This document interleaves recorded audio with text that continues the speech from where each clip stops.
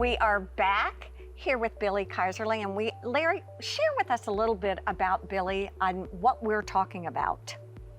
Well, I've known Billy all my life. I knew his father delivered me after he had delivered one of my two sisters, and my parents were still trying for a boy. And so Billy, you had started in an earlier segment telling us about your family, right. And they are one of the truly cherished families of this community. Well, I'm glad to get to come back to FWDG group. I get to sit on the soft couch. And we segued, you shared with us about your grandparents. My father talked about my grandparents coming. My grandfather in 1888 is a refugee from Russia. I became a farmer on the Sea Islands. One son, before the Depression, got to go to Ivy League schools, ended up in Washington, and made major policy during the New Deal. My father, who trailed him, went to the medical university, did it in 3 years, sold his own blood for spending money, and then went in the Navy because World War II was upon us.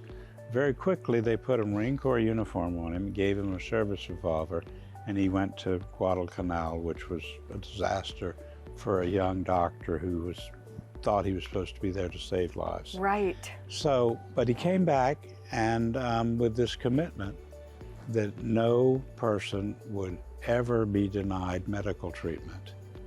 No person anywhere, color, age, ability to pay. There was no insurance back then. There was no third-party payments, no Medicare, Medicaid. And he took on Beaufort. He was a 7-day-a-week doctor. He was in surgery every morning. He delivered 150 babies a year. He was in his office 6 days a week. He did house calls. Very often, we'd hear him leave in the middle of the night to go deliver a baby or to help with some. He was totally dedicated to the service of people. Do you remember as a child going with him or As a child, I went with him, and that's where I got a bit of this moral compass that I talk about that travels from my grandfather through. Because I went into homes that I couldn't imagine, the conditions people lived in. It didn't jive with me. These are people, they're decent people. Most of them are working people, if they weren't aged, but they couldn't live the way I lived. And some people would say they're lazy. I would say that they had been beaten down to the point that that's really what I'm studying now. But before I do that, I have to say that my mother was a trailblazer too. And that after being in Beaufort, she was a New Yorker. A force to be reckoned with. We called her fierce. Is that accurate? Oh, yes, she was a force to be reckoned with. Shy, New Yorker, intellectual, strong moral compass, felt very out of place in Beaufort for many years. Spent the mornings playing four-handed piano with one of her friends, the afternoons playing Scrabble with another one of her friends. But finally she just said, you know, I'm here, I'm gonna make it a better place. She ran for county council, scared to death. She ran for the state legislature, served for 16 years, retired, was never defeated, and left a real mark in South Carolina, notwithstanding being the first Jewish woman elected from Beaufort, first woman elected from Beaufort, one of the first Jewish women elected to the legislature, and she was knew how to put together a deal. I mean, it was surprised us all, but we were very, very proud of her.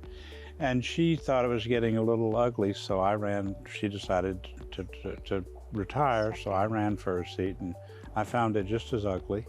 I got involved in a reapportionment, and they were going to get rid of me, and the seat was made for somebody else, so I had to fight it, and I ran as a petition candidate. I won.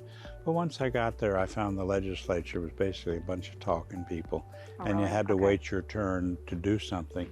So I didn't run again. I came home to local government, and I loved it. You know, someone calls and has a pothole, we can generally get it fixed. And just even on that note, I mean, this is a guest I hope you bring back again and again and again, because again, the more we hear, the more we know, the less we really understand, the more we have questions. Thank you, and thank you all for joining us here Well done. on Men on the Couch with Carolina Winston. Atta girl. Atta girl.